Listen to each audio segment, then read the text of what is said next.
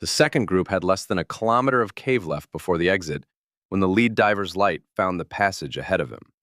It was blocked. In a narrow spot, 130 meters down, in water 2 degrees above freezing, where the walls come in too close to turn a body around, a man in full diving gear lay wedged across the only way through. They knew him. He'd gone into this cave 2 hours ahead of them.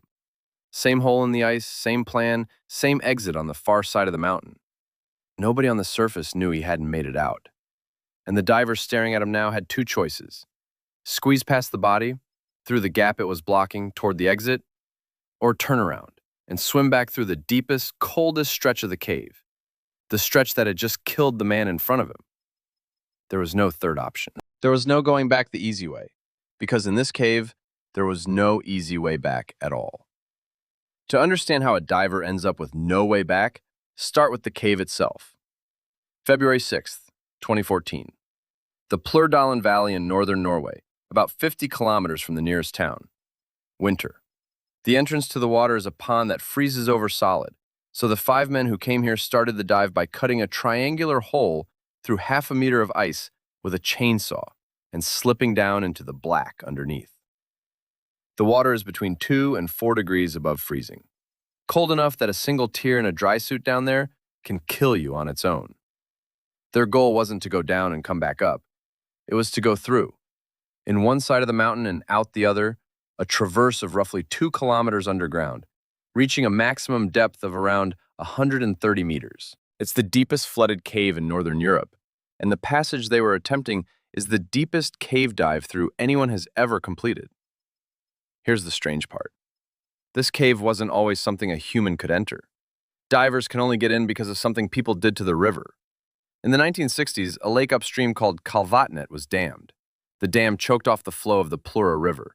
The water level inside the cave dropped, and passages that had been full and impassable opened into something a diver could move through. The cave didn't invite anyone in. A dam did, by accident, 60 years ago. The 5 Finns knew each other from diving a flooded mine back home. For several of them, this traverse wasn't even the first time. They knew the route. That's what makes the next part so hard to accept, until you understand one thing about diving this deep. At 130 meters, you cannot simply turn around and swim to the surface. Your own body won't let you. Go that deep, breathing gas under that much pressure, and the gas saturates your tissues.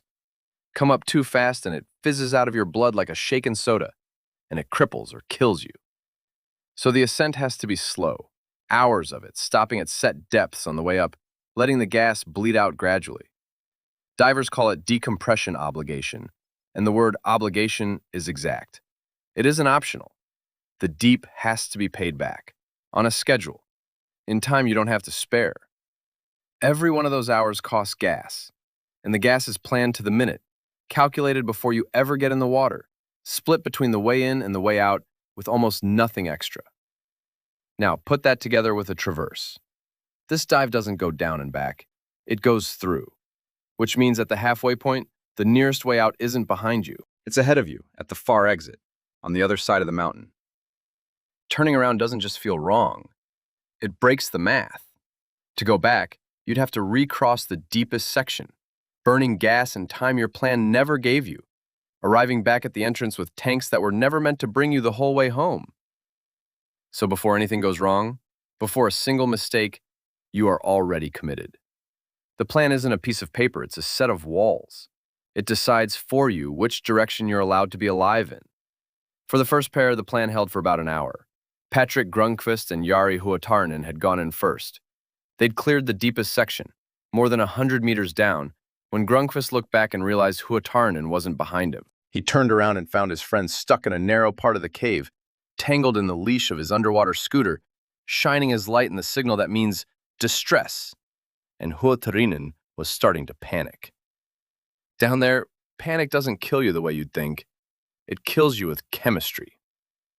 Huotarinen was breathing off a closed-circuit rebreather, a machine that recycles your breath and scrubs the carbon dioxide out of it. Panic makes you breathe fast. Breathe fast on a rebreather that can't clear the load quickly enough, and carbon dioxide builds up in your blood faster than the machine can take it away. It poisons you. It also makes you feel like you're suffocating. which makes you breathe faster, which makes it worse. Grunqvist understood exactly what was happening. He got a cylinder of open-circuit gas to his friend, clean gas, to flush the carbon dioxide out. But as Huotarinen switched from one mouthpiece to the other, in the panic and the cold, he took in water, and he drowned, right there, in front of Grunqvist, in a gap in the rock 110 meters down. Now hold on the part that matters. Watching that happen, Grunqvist's own heart is hammering, his own breathing is climbing. The same carbon dioxide trap is opening under him. If he panics over his dying friend, he dies too, the exact same way. So he had to force himself calm, slow his breathing, over the body on purpose, to survive. And then he had to leave Huotarinen where he was and keep swimming, forward, toward the far exit. Not a choice to abandon his friend, there was simply no other way out. Grunqvist made it out, and 2 hours behind him, 3 men dropped into the same hole in the ice, knowing none of it. The gap had been deliberate. The second group waited 2 hours so the silt kicked up by the first pair would settle and leave them clear water. Vesa Rantanen, Jari Uusimäki, and Kai Kankinen went down into a cave that already had a dead man in it, and no way to know. They ran the same route. And somewhere past the deep section, the lead diver's light found the passage blocked. Huotarinen's body still wedged in the restriction where he'd died. Rantanen understood the trap immediately, because it was the same trap from the first minute of this story. Squeeze past the body, through the gap it was blocking, and continue to the exit, the short way out. Or turn back through the deepest, coldest part of the cave, the part that had just killed the man in front of him. Uusimäki didn't get the chance to choose well. Police believe he saw the body, panicked, and drowned somewhere in the deep. Kankinen tried to reach him and couldn't. And then Kankinen did the one thing the whole cave is built to punish. He turned around. He gave up the exit and swam back the way he'd come, alone, through the deepest section, on gas that was never meant to carry him the whole way home. The dive was planned for 5 hours. His lasted more than 11. When he finally reached the pond where they'd started, the triangular hole they'd cut had frozen back over, and he had to break through a fresh skin of ice to climb out into the night. Think about the pattern across these caves. Eagle's Nest turned your own survival instinct against you and drove you into rock. Jacob's Well counterfeited the exit and let you swim into a fake one. Plura does something colder than both. It doesn't trick you. It just takes the choice away. Every man down there had the right training, working equipment, a clear head. And at the moment it counted, not one of them had a good option left. The cave doesn't kill you for a mistake. It kills you by making sure that once you're deep enough, you can't change your mind. Getting out of the water wasn't getting out. The far exit, Steinugleflåget, is a dry cave. Reach it and you're still underground, at the bottom of a chamber, with about 100 meters of climbing left, up to a crack in a collapsed hillside before you see sky. Grunqvist and Rantanen came up into that dry cave alive, and then had to wait. A full hour sitting in the cold, before they even started the climb, because moving too soon after a dive that deep can trigger the decompression sickness they'd spent all those hours trying to avoid. They made it back to the farmhouse they were using as a base, believing they were the only 2 who'd survived. 2 men, certain 3 friends, were dead behind them in the mountain. Hours later, a faint light came toward the farm across the snow. Kankinen, alive, 11 hours after he'd gone under. All 3 survivors ended up in the hospital in Tromsø with decompression sickness. Rantanen took the worst of it with spinal injuries. Then came the argument the record never settled cleanly. 2 bodies were still in the cave.